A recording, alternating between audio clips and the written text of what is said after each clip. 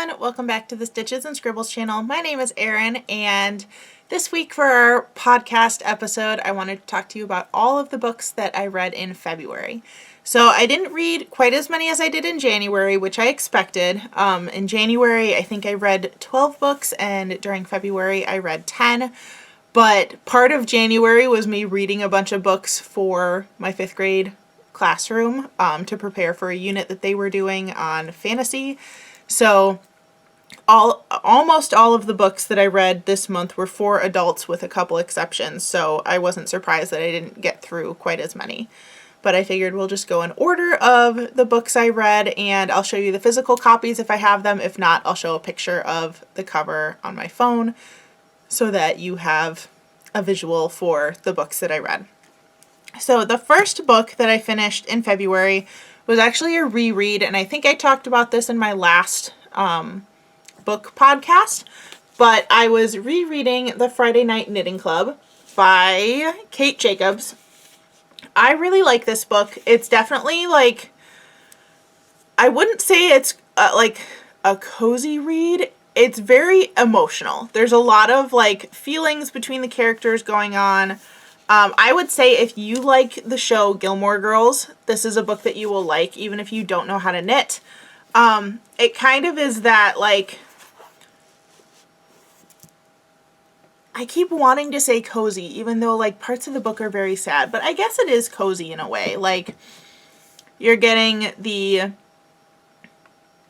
deep stories of all the characters' emotions, their backstories, why they live their lives the way they do, but then the backdrop is this little yarn store in New York City. So, and also a spontaneous trip to Scotland. So, if you're into any of that, you will like this book.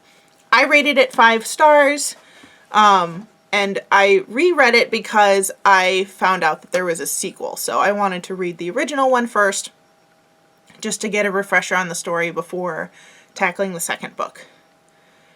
The second book that I read this month is The City of Ember, which I thought I could pull up just the picture, but I'll hold it up here. So it's The City of Ember by Jean Duprow. This was one of our read aloud books in 5th grade, so I was reading it with my students starting in January, or even before January. I think we took a break from it for the month of December to read A Christmas Carol, and then we jumped back into it. But we did finish it as a class. The kids really liked this book. I rated it a 4 out of 5 stars. It's labeled as a fantasy book. I think it's science fiction. It's more in the dystopian post-apocalyptic society kind of storyline, not so much true fantasy, but for some reason it's labeled as a fantasy book on Storygraph, which is the site that I use to track my reading. The City of Ember is about a society that you as the reader can tell pretty quickly into the book is living underground in this city, and the city is running out of resources because they weren't meant to be underground for as long as they are. But the people of Ember have never seen the sky. They don't remember what it was like to live on the surface. So the two main characters, who are, I believe, 12 years old in the book, are slowly putting together the pieces of how they're supposed to get out of the city so that they can get back to the surface. And it's a really interesting book and really shows kids that you can't assume that everybody knows the same things that you do. Because when we got to the point in the story where it's very clear that the main characters don't know what the sky is, the kids were shocked. And so we talked about they've lived their whole life underground. They don't know what that is. They think the sky is dark because it's the roof of the cave that they're living in. So it was a very interesting book and worked pretty well as a read aloud book with a couple exceptions. I did have to show a couple pages under our document camera projector situation so that they could see the pieces of a torn up note that were in the book. But I really liked reading it aloud with the kids, and they really liked it as well. The next book I read was Lock Every Door by Riley Sager. And this one is I would qualify it as more of a thriller. It lists mystery first on Storygraph, but definitely a thriller book. I've read a couple of other Riley Sager books. They're always really good. I wouldn't say there's anything particularly memorable about them. They're kind of just those quick, fast thriller reads. Even as I'm thinking about it now, I'm having to open up the synopsis of the book because I don't really remember what this one was about. But Riley Sager does a lot of very interesting thrillers. This one was about a young woman who is living in a kind of fancy, high-profile apartment building, and she starts to realize some questionable things are going on there. Definitely a good read, very entertaining, especially if you read through thrillers really quickly like I do. I rated it a 4 stars. The next book is called The Thief of Always by Clive Barker. This is another kids book that we were doing as a read aloud as part of our curriculum that we're doing for that fantasy project. This is the one that we were reading as a class. We did not like this book. I didn't like it. The 5th graders didn't like it. It was weird. So I talked to a couple of other people who have also taught this book at some point. And apparently usually kids really like it because it's dark and creepy and not really the type of book that they'd read at school. But I think dark and creepy books are a lot more prevalent in kids' literature than they used to be. So this didn't feel all that special to my students, to the point of where a couple of them critiqued that it felt like it was trying too hard to be dark and creepy. The only way that I can describe this book without giving away spoilers is that the first half of it feels very slow. The main character, Harvey, kind of goes off on this journey with a mysterious character that shows up in his bedroom window and ends up in this magical place where you can see all of the seasons in one day. There's cats, there's a lake, there all sorts of magical things that are very entertaining to children.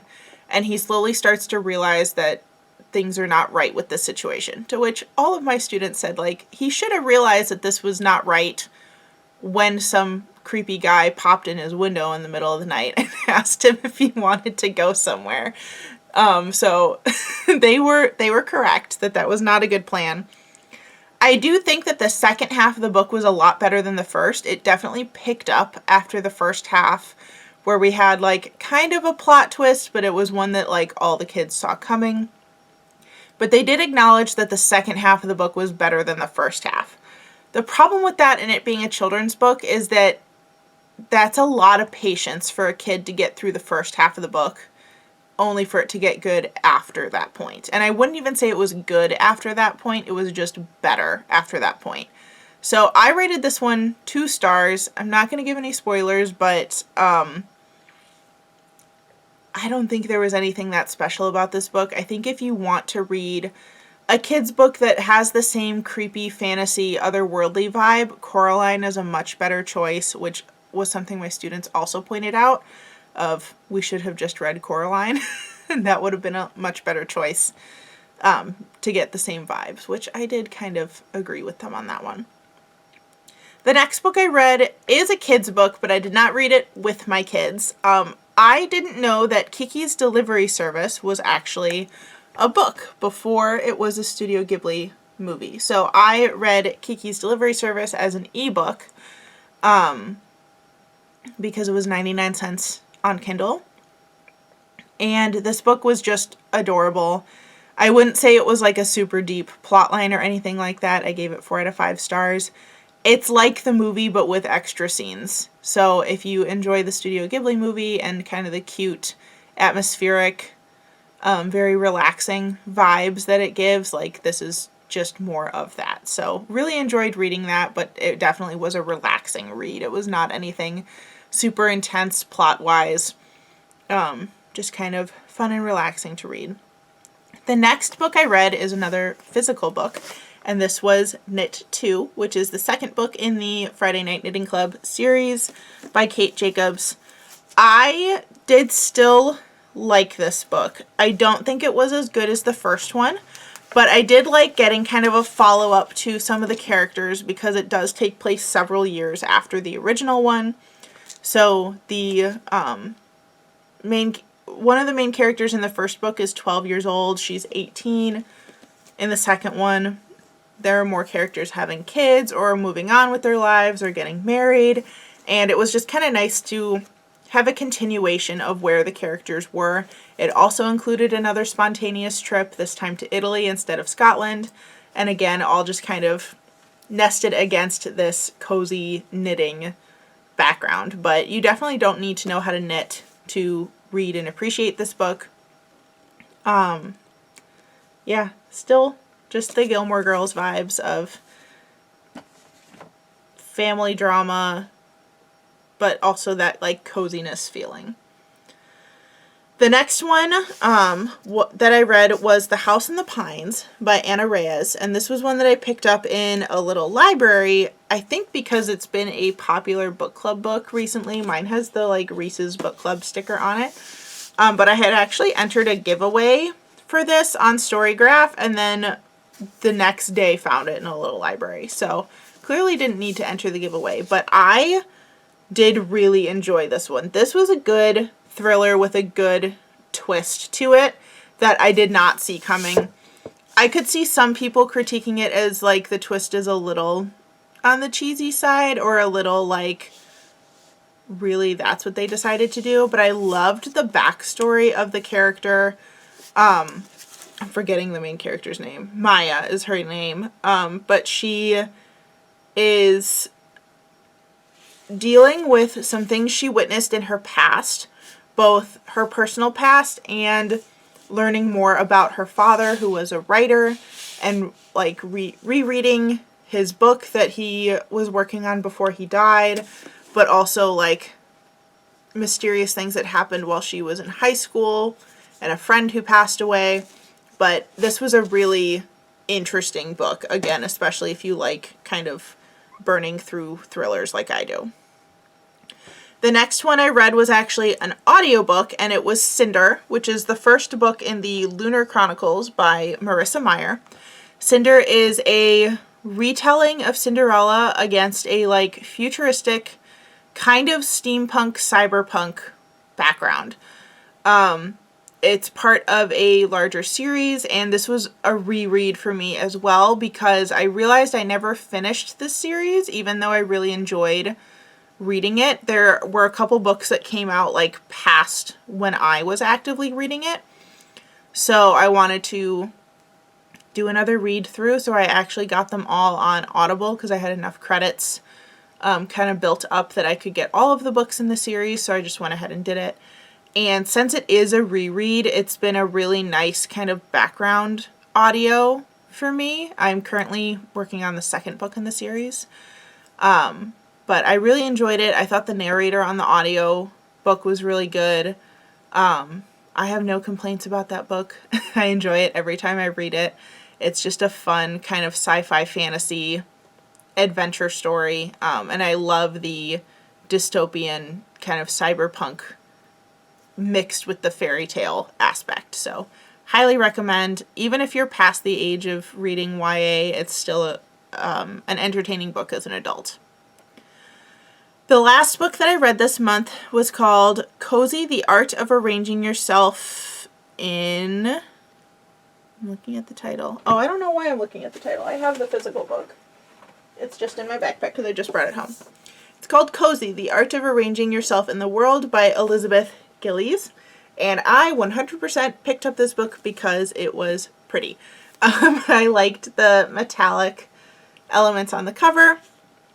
This was it's a nonfiction book. It was a series of short little anecdotes, conversations about why we find certain things cozy or comforting.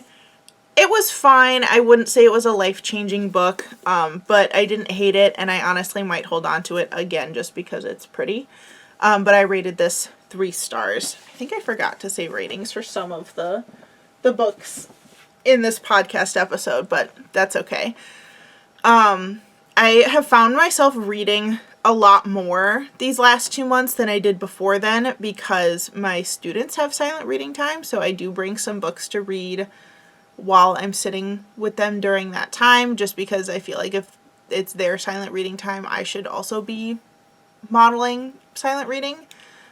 So I make sure I bring books that aren't necessarily kids' books, but if I am reading a kid's book, I'll read it in front of them. But also showing that adults read books that are at their level. I just check the front and back covers to make sure that it's school appropriate. Which, yeah, it's not so much that I'm like checking the inside content as much as I am the covers, but I do think it's important for kids to see adults reading too, just so that they know that that's a lifelong habit, not just something that you do at school. But those are all the books that I read this month. I hope that you're having a good reading month, and leave a comment down below if you have a book that you're enjoying or one that you just finished and would like to recommend to others. I'd love to hear it. Thank you so much for watching this video. If you're interested in other content from me, whether it be crafty or reading related, hit the subscribe button down below so that you can be notified of all of my videos here on YouTube. If you want to follow me on other social media, that information will be in the description box below. Thank you again so much for watching, and I'll see you in the next one. Bye everyone!